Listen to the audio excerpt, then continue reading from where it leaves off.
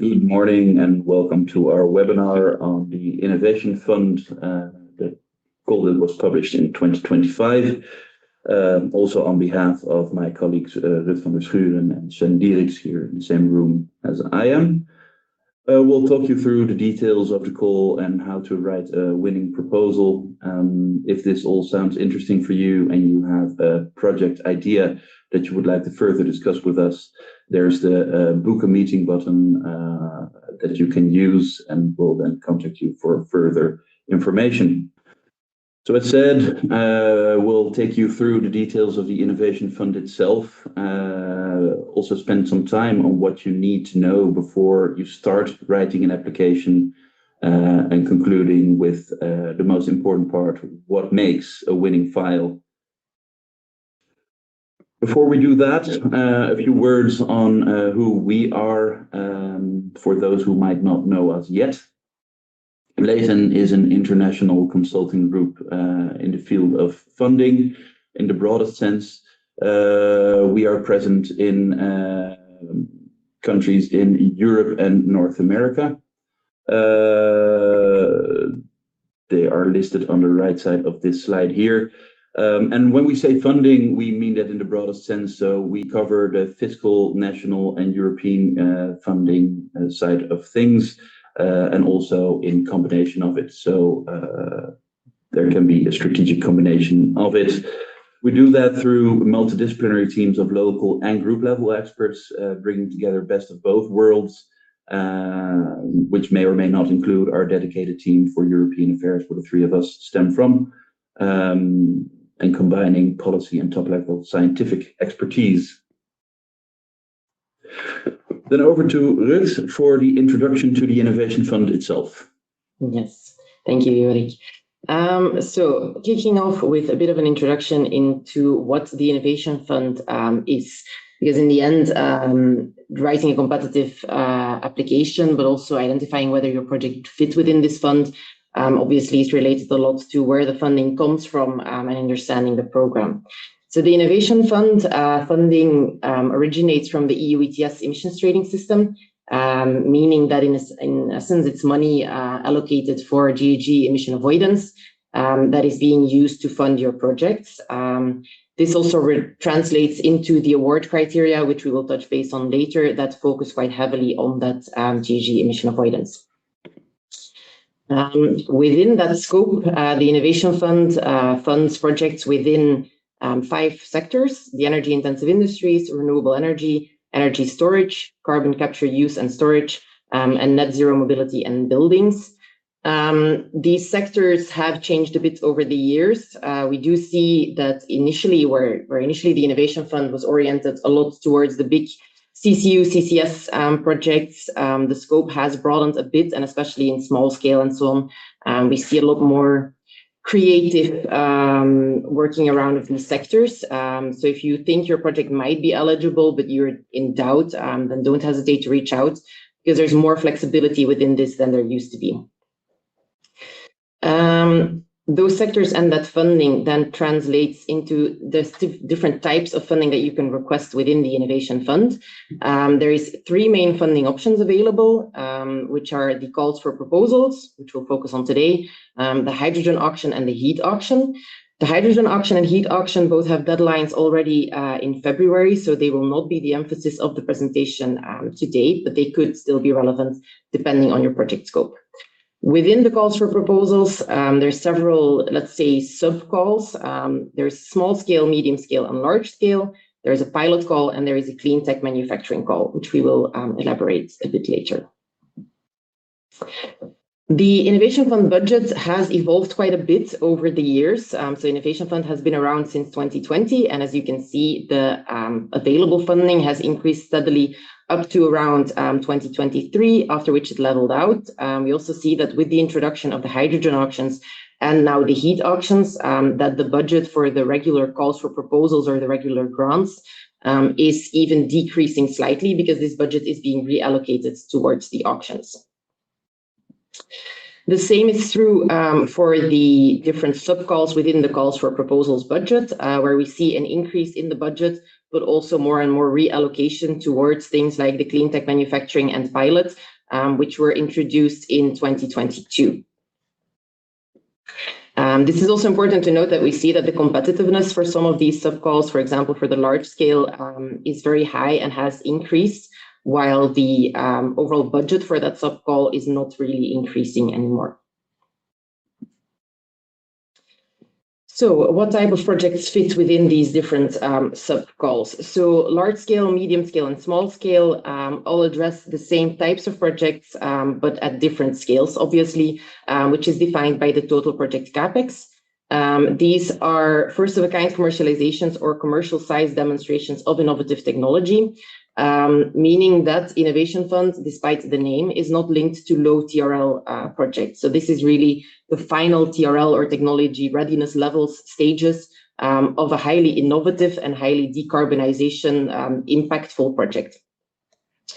The clean tech manufacturing call is specifically for manufacturing of innovative clean tech components. Think manufacturing of components for solar panels, electrolyzers, batteries, those types of things.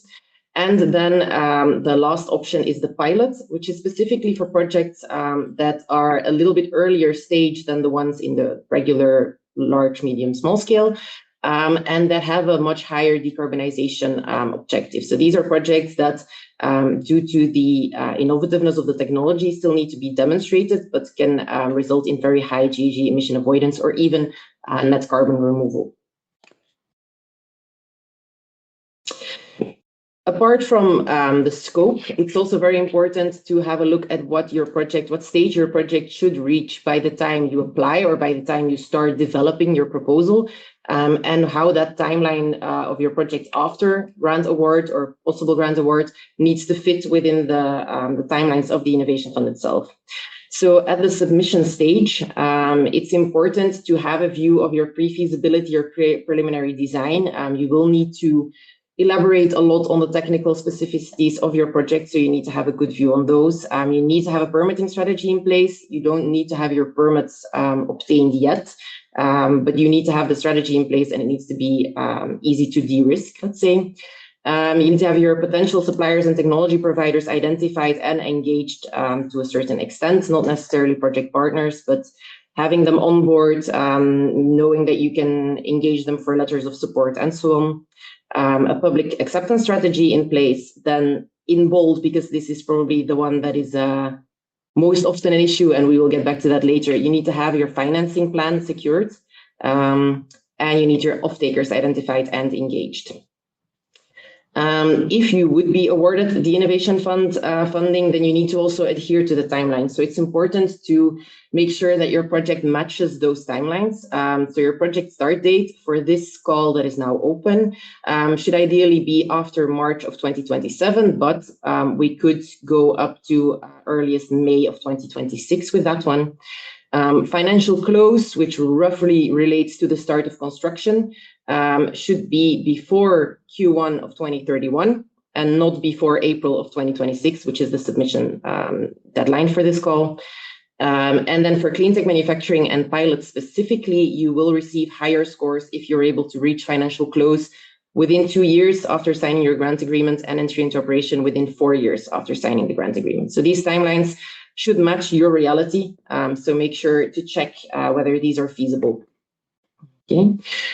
Then obviously, a very important one, what would you be able to get if you apply for Innovation Fund? So the budgets differ per call, and also the limitations or the max grant you can request also differ per sub-call. The rule is that it's 60% of the total relevant cost, and in case of the pilot, this is capped to 40 million. Keep in mind that the relevant cost is not the same as your project capex. This is a specific calculation methodology taking into account a cost gap analysis or sort of a cost gap analysis. But 60% of capex could be a good first, let's say, ballpark figure to know where you would potentially be able to end up if you apply for Innovation Fund. Okay, so now that you know what the Innovation Fund is, what the different sub-calls are, and what the potential funding is that could be acquired, we'll move into the award criteria. Just to give you a better understanding also on how you can write a competitive project, or also what type of project would be competitive within the Innovation Fund. So the first award criteria is the degree of innovation. This is scored on 15 points in total. The degree of innovation is assessed compared to the European level state of the art, with the exception of small scale projects, which can focus on the national state of the art if relevant. This looks at technical and commercial degree of innovation. So it's not a strictly academic, let's say, approach on innovation. And very importantly, already awarded Innovation Fund projects are also taken into account in this assessment. So if there is a project that has been awarded that is doing kind of the same thing as you are planning to, even though that project is not yet constructed, it will still be considered as part of the state of the art for the Innovation Fund evaluation. So that's a very important assessment to make. The Innovation Fund is scored in a cascading approach, meaning that if we move to the next criteria, you will basically be assessed for each of the criteria, and as soon as you meet a certain minimum threshold, you will be able to move on to the next. So if you don't achieve at least a score of 9 out of 15 for a degree of innovation, then the GHG emission avoidance criterion will not be assessed, and so on. GHG emission avoidance is calculated through a very specific Innovation Fund methodology, which is not to be underestimated. It is based on a lot of general life cycle analysis concepts, but it is separate from any other calculation methodology out there, and it should be these calculations should be done in accordance to this specific methodology. The GHG calculation also impacts your funding request, which will come back a bit later when we talk about the cost efficiency of the project. But in essence, it means that you will be assessed in terms of the amount of funding you could request compared to the GHG emission avoidance you would be able to realize. So the more GHG emission avoidance you are able to realize with your project, the more funding you would be able to request while maintaining, of course, within the maximum percentages. This also means that having a look at the GHG emission avoidance before really deep diving into the full development of the file can be advisable, especially if there are any concerns of your project either fitting within this calculation methodology or concerns of your project scoring quite low due to certain specificities of the methodology or certain assumptions. Okay. Then after the GHG emission avoidance, the next criterion that will be scored is the project maturity, which includes technical, operational, and financial maturity. The technical maturity, in essence, comes down to ensuring that your project will happen as planned. So it's kind of a de-risking criterion where the Commission and CINEA will want you to substantiate a reasoning on how you can ensure that the project will proceed as planned, which means technology readiness levels of your project, of the different components, having the correct letters of support in place for technology providers, and so on, and having an adequate risk assessment in place. Then we will move on to operational maturity, and I will hand over the floor to my colleague Sven for that one. Thank you. Well, the next 2 points will be operational maturity and financial maturity. Both of them are actually how can you reach financial close as quickly as possible. To understand that financial close is not the same as financial investment decision. It is most of the time part of it, but to understand it, it is actually at the point where your project becomes irreversible. Most of the time, this means you have made your financial investment decision, you have your permits in place, you've secured the necessary offtake and supply contracts, you have achieved the necessary permitting, you have the necessary contracts for construction, and all the necessary investments are there. This is, of course, very specific to your project as well. Whatever you need to become irreversible, and the next phase is most of the time start of construction. That's what you need. So for operational maturity, there's a lot of aspects we can talk about. These 4 I want to highlight. First of all, it's permitting. Do you need to have obtained all your permits when you submit? No, but you need to have a good plan on how to achieve them, it's best that you already are engaged with the local authorities in permitting. You can maybe already applied certain permits, or you already contacted them to see if you can get information on how to achieve these permits. So it's very important that you know how you're going to achieve those permits and in which timeline. So it's within the 4 years of the grant agreement. Then operational plan. So you need to prove to the European Commission that you know how you're going to manage the operation of your plant or your project, but also the construction, the design, and actually every phase. So how are you going to do that? Who's going to do that? And how long is going to take for everything? And how credible is everything you actually just calculated or proposed to the European Commission? Very linked to that are the key profiles. So which are the key profiles in your project? Which really do you need to have a successful project? And preferably at submission, you already know who's going to be these key profiles, and have a strategy if you lose one of these people that are you going to attain another key profile.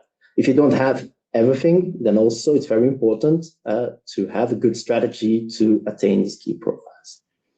The other one that I also want to highlight is project planning. You have to submit a Gantt chart of your project together with the Innovation Fund. Here it's very important to have a credible planning. So to include all the aspects, what is very important to know, for example, if you have long lead items so that you know how long it's going to take to indeed attain them. What else do we see? Permitting timelines, as mentioned before, are very important. Are you achieving the necessary milestones on time? So then we're thinking about financial close, entry into operation, commissioning periods. For example, what we see often is ramp-up period. Is it a credible ramp-up period? Are you achieving the highest efficiencies in the correct time? Then let's move on to financial maturity. Financial maturity, as already mentioned before, is actually one of the, let's say, most important criterion. It is only 5 points out of the total, but it is the point where most projects fail. You need to have at least 3 out of 5 to be able, so that the Commission actually further evaluates your project. Again, there's a lot of aspects for financial maturity, but these 4 I want to highlight, which is, first of all, the relevant cost calculator. And it's an annex, it's an Excel template from the European Commission, which has its own methodology as well. So you probably have your in-house financial model, which will not fit 100% with the relevant cost calculator. So know upfront that you will have to translate your own calculations to the relevant cost calculator and adhere to their methodology. What's also very important to know, which I mentioned before, is in the relevant cost calculator is very important because the max amount you can apply for is 60% of your relevant costs, which are calculated in this relevant cost calculator. A second point I want to highlight is the financing plan. This is a point where actually a lot of projects fail. You need to have, make sure and prove to the Commission that you will have all the financing in place by financial close. And the earlier you can reach financial close, the better. Of course, after grant agreement, if you reach financial close before grant agreement, you're not eligible. But the faster you can get it after grant agreement, you will have a higher financial maturity. So how can you achieve this? With most of the time 3 points. If you have equity of your own, so see that you have from the board a letter of commitment that indeed this equity will be used. Second, we have bank loans. So already be engaged with banks, see that you can get letters of interest, letters of intent, maybe with the head of terms. That will also improve your credibility. And third, if you need additional investments, prove that you already are engaged with potential investors. The more credible it is, the better. In general, in financing, the less credible your sources, see that you have more sources than actually necessary. Then the business model. See that you have a sound business model. See to whom you're going to sell, from whom you're going to supply. See that you can prove that you have knowledge of the market. If you, for example, are going to use green premium, see that you know that there's a willingness to pay this green premium. Very important in the business model. And then the fourth one is supply and offtake security. Do you need to have all your suppliers and all your off-takers secured at the start of submission? No, you don't have to, but you need to have a good sound plan. So if you already secured some supply, some off-take front, nice, you will have an increased maturity, but indeed make a plan, see that you're already engaged with certain suppliers, with certain off-takers, see that you already have maybe some head of terms, maybe non-binding offers. These type of things will improve your case. Okay, so then we move on to the next point. So if you attained the minimum score on the project maturity, the evaluation committee will go to replicability for 15 points. Well, this evaluation criterion changed. The focus shifted a bit from last year. So this year, there's a different focus. Previous years, the focus was predominantly on the further deployment of your technology. So after you've successfully demonstrated your technology at an industrial or full scale, how will your technology be further deployed, preferably in the European Union? Still highly relevant, because it will prove your impact of your project and your willingness to actually have this impact. But now the scoring has changed a bit to two other criteria, of which the first is efficiency gains and environmental impact. Efficiency gains is predominantly focused on resource efficiency gain. How are you going to increase the European resources? How are you going to make that your project, how it's going to be better, making better use of those resources? We think predominantly of critical raw materials. Is your project specific focus on these? Yeah, then you will have a higher score on this evaluation criteria. The other one is other environmental impacts. So then we think actually on, is your project also improving, for example, biodiversity? Is it reducing ecotoxicity? These type of things mostly have to be assessed as well with your permitting. So if you want to save yourself some time, try to align your studies, environmental studies, together with your Innovation Fund applications, because this information you can definitely use for this criteria. And then the third is, the second criterion actually is the most important one at the moment, which is EU industrial leadership. So you have to prove that your technology, your project will improve the EU competitiveness on a global scale. Things to think about is, how is your project actually improving European ecosystem cooperation? Are you already engaged with other companies? And then we think about SMEs. Are you already engaged with knowledge institutes like universities? Will your project improve this cooperation? Is your project a PCI, so project of common interest, or is it linked to a project of common interest? That definitely is a bonus here. Also very important here is, does your project reduce the dependencies on non-EU supply? So that can be anything on non-EU supply, but of course, the critical materials, now we're thinking about energy sources, we're thinking about indeed, again, the critical raw materials. How is your project improving that the European Union gets less dependent on non-European supply? And then last thing we think is very important here is European Union knowledge sharing. How are you gonna, when you successfully demonstrated your project, how are you gonna disseminate the knowledge to other partners, to other players, to the general public? How are you gonna have the highest impact of your demonstration? Okay, once the replicability is evaluated, then we go to cost effectiveness. It's very easy to explain. It is the amount of euros per ton GHG emission avoided.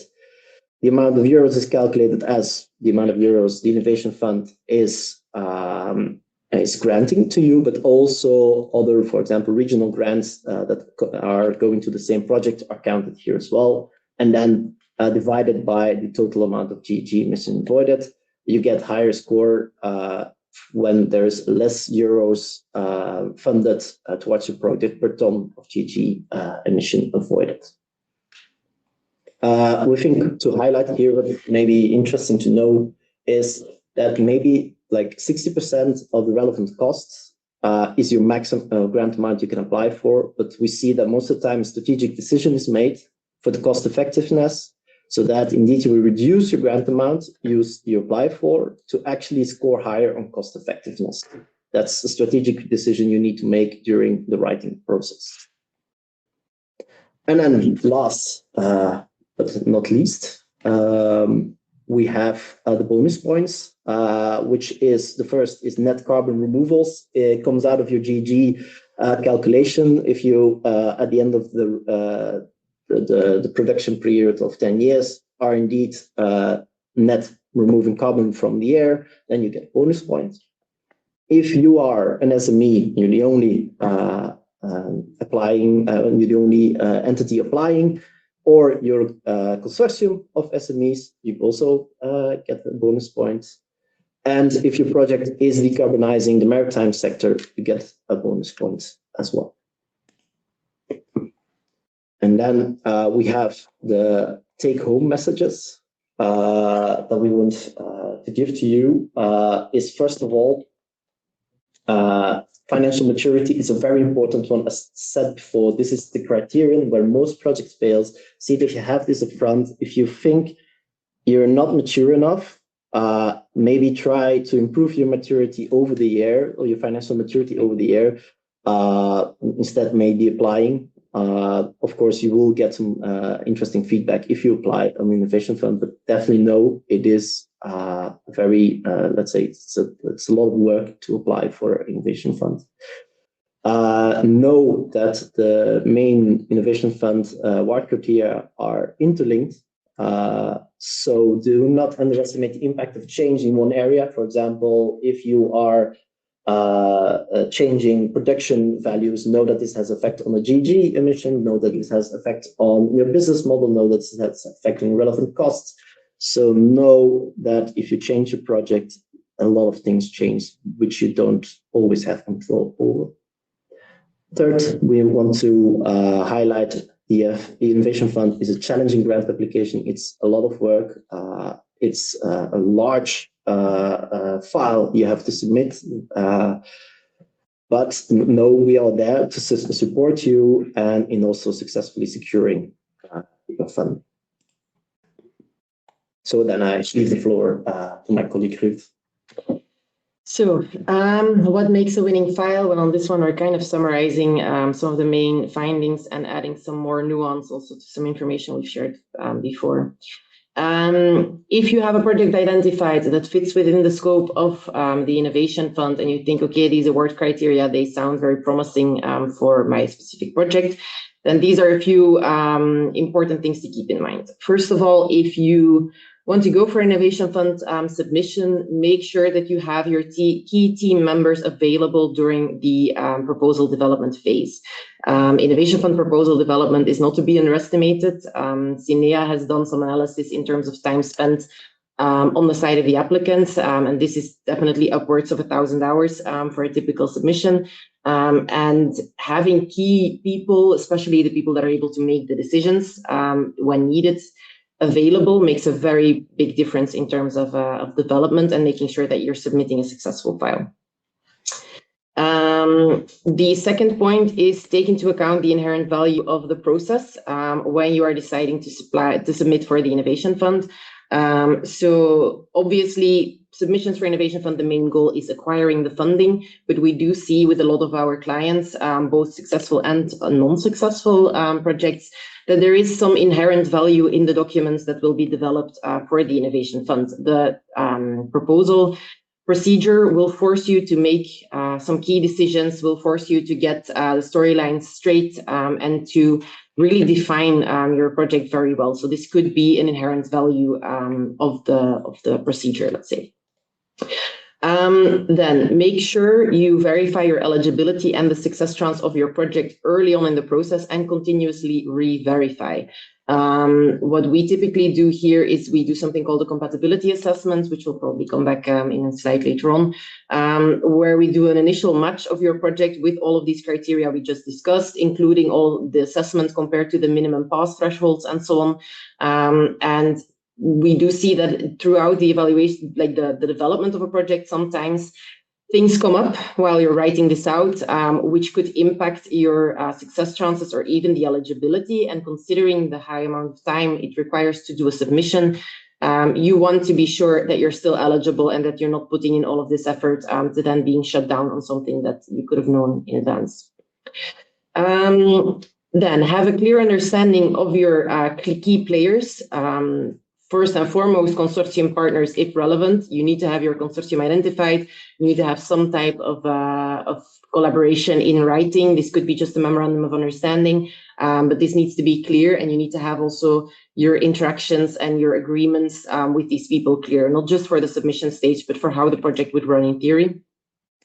But you also need to have your suppliers, your off-takers, your technology providers, and so on identified, and preferably in a state of relationship where you're comfortable asking them for letters of support, which is with as much detail as possible. Then throughout the Innovation Fund proposal development, be realistic and make strategic decisions when defining your budget requests. This links to what Sven just explained to you all in terms of the cost efficiency or cost effectiveness. Sometimes it's smarter to request less than your maximum cap just to improve your eligibility, but also to create some buffer if things were to change while the project is running, because this is something we can discuss obviously due to the specificities of your project. But depending on the changes you make once the project is running, you could run into that 60% of relevant cost cap again and then lose some of the pre-awarded funding.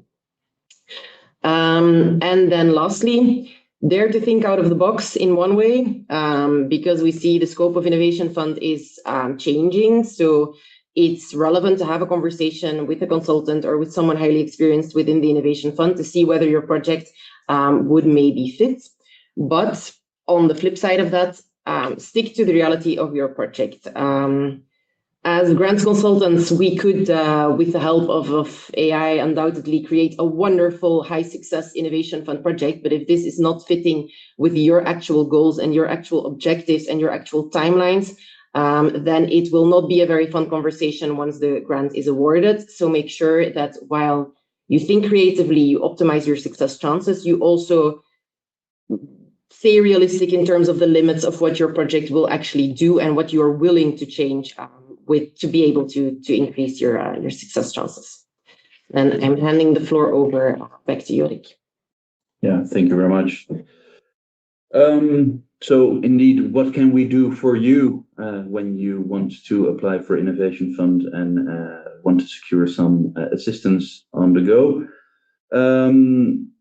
First, we think it's very important that you think before you act. So we start with a project screening or compatibility check to hold your project against the award criteria and tell you where they would be high scoring, where there are maybe some flaws and how we could amend those flaws.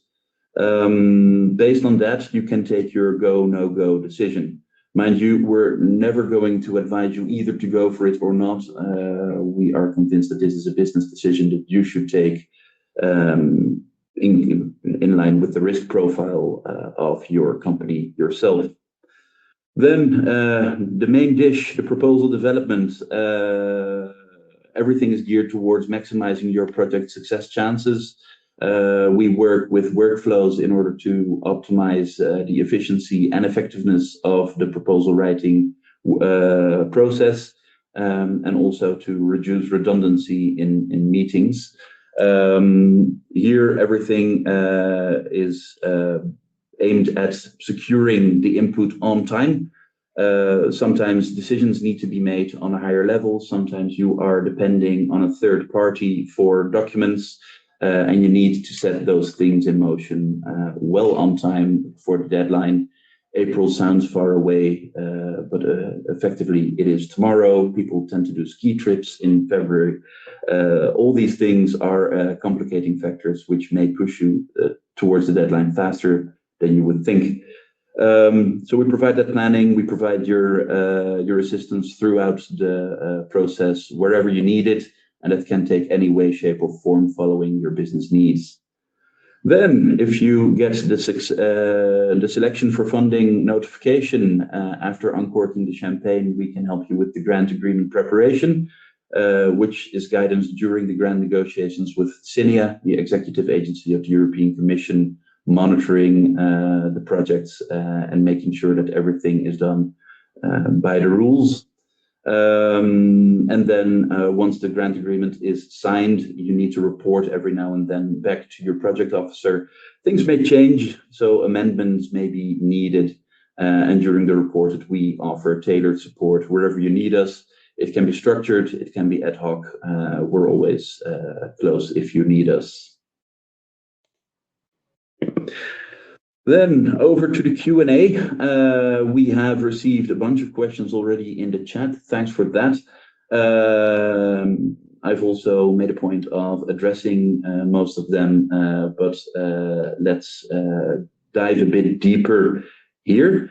First question by Ralph. How does the funding correlate to company size? The short answer is it does not.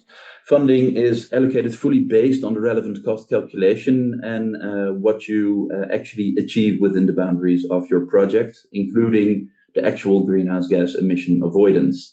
However, since this year, there is a bonus point for SMEs, which tweaks the balance a bit in the advantage of SMEs, or at least makes it the playing field a bit more level. Question by Bernard with a few follow-up questions as well.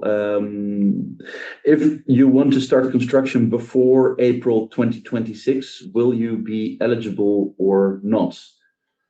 Good. Over to you. Well, not a black and white answer.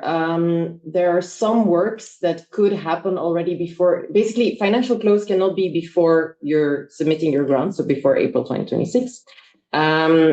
But there are certain activities in terms of construction that could be allowed, and this is mainly site preparation, meaning that if you have a greenfield, you're clearing the field, depends a bit, or if you have an existing building, you're putting a line inside of it and you're just painting the walls, those types of works, they should not be an issue. So it's not a very strict, you cannot put a shovel in the ground at all limitation, but as soon as you have started construction on your actual technological key elements or the big tickets of your project, then you will no longer be eligible. Also keep in mind that you cannot really include a large chunk of your funding or like the capex if you've already spent it, which is a bit of a general rule in grants.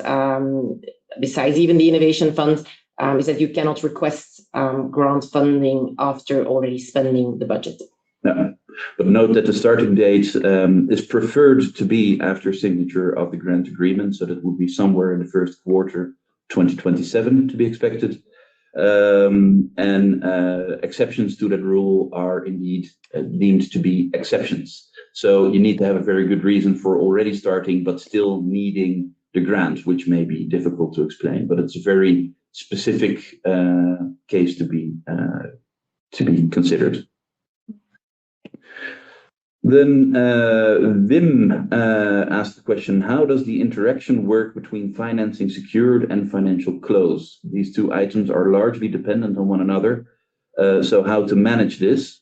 And in addition, the financing plan will have the grant as an important, crucial piece of the puzzle. So it can be catch-22. And is the finance plan sufficient for 40% of the costs? So how does interaction work then between financing secured and financial close? So in general, what does the European Commission wants? They want, first of all, financial close, that you don't have it before you submit. but that you reach it as soon as possible. So that means that you will have a sound plan to achieve it as soon as possible. So what do we see is what can be potential solutions is that you have partially secured your financing. Of course, one piece that you haven't secured yet is the grant. So that part is not secured yet, which will only be after a successful evaluation. So that's first of all, I want to say. Second, financial close is not only financing. So it's also permitting. It is also securing your offtake, your supply contracts, your contractor contracts for the construction of your plant.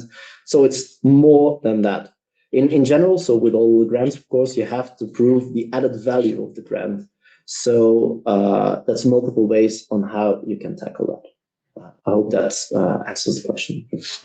Maybe want to add to that financial close in this case is a very specific innovation fund terminology, and it's not the same as FID. FID is a part of your financial close, but these are not the same concept in this case.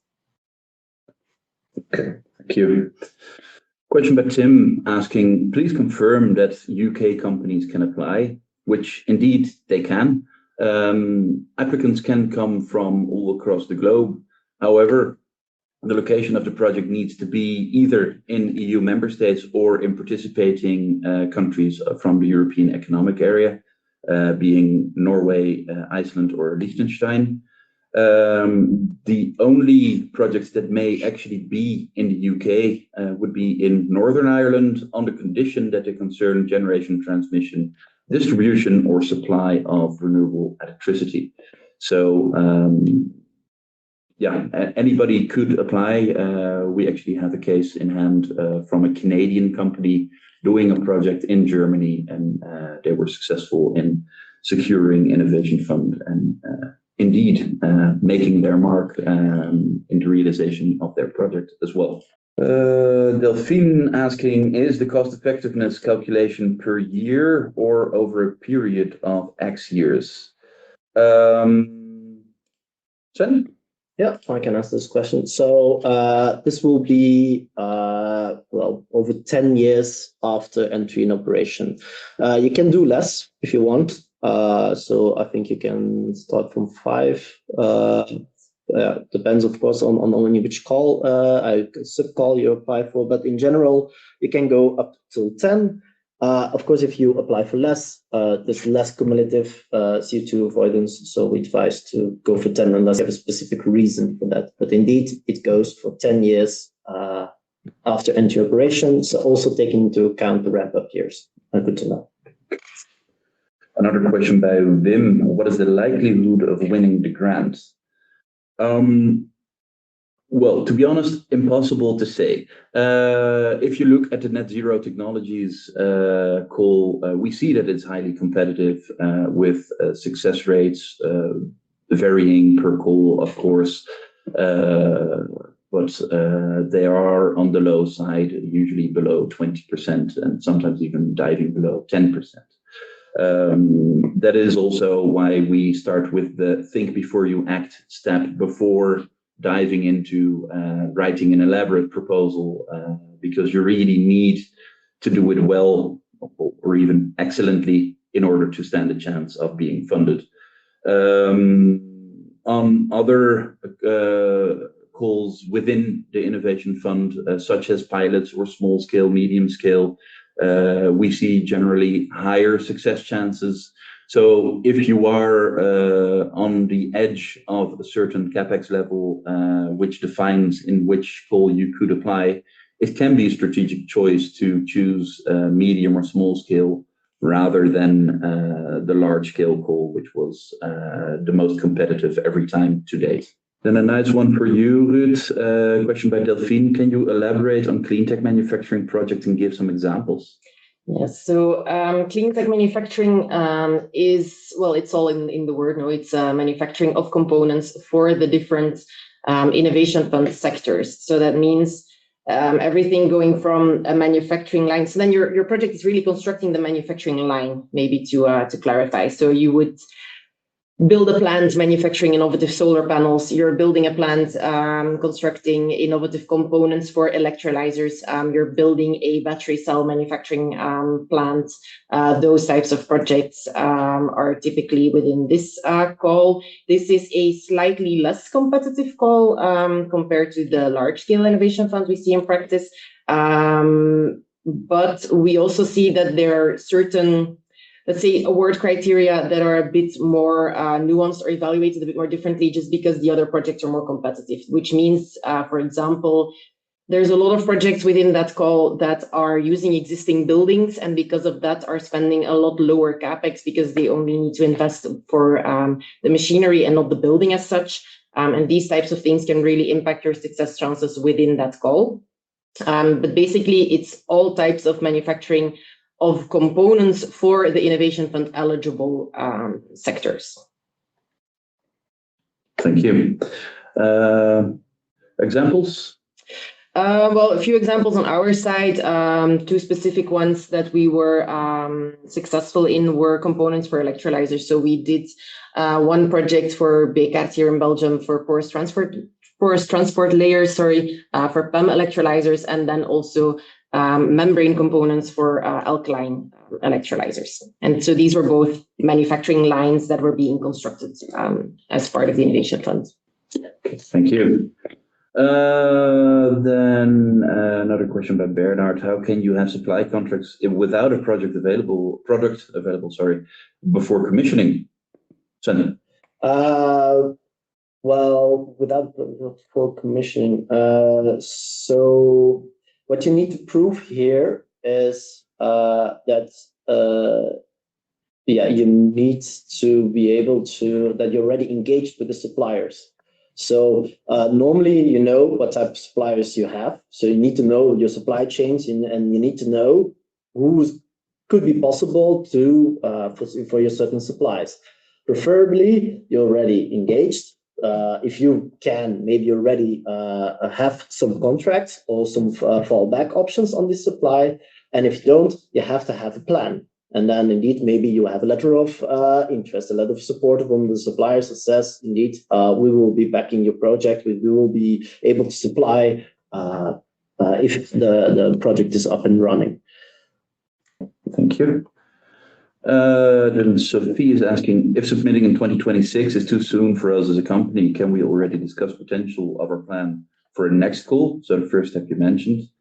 Well, absolutely. It enables you to get a clear picture of your success chances and also on working on the flaws that the project may still have from an award criteria point of view. So there's much to be said for it.